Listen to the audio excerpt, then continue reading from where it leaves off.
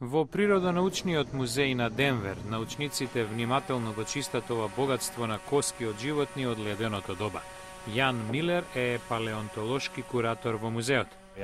Имаме мамути и мастодонти, джиновски копнен мрзливец, бизон од леденото доба, елен, дабари и тигарски саламандер. Се на се 600 коски пронајдени на прастарото езерско дно близу скијачкиот центар Сноумас во Колорадо. Минатата година градежници таму работеле на проширување на резервоар. Копајки со булдужерот, наишле на големи ребра. Веднаш увиделе дека е несекојдневен наод.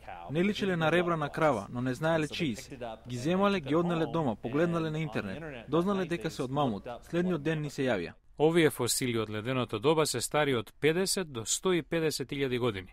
Колорадо е доми на фосили што датираат дури од пред 150 милиони години, како на пример стегосаурусот, прогласен за државен диносаурус на Колорадо, па диплодокусот од семејството сауроподи, најголемите животни што воопшто оделе по земјата.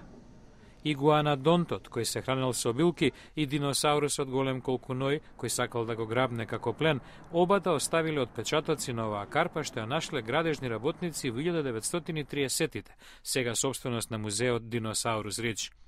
Никогаш не се знае какво делче од минатото ќе се појави пред вас.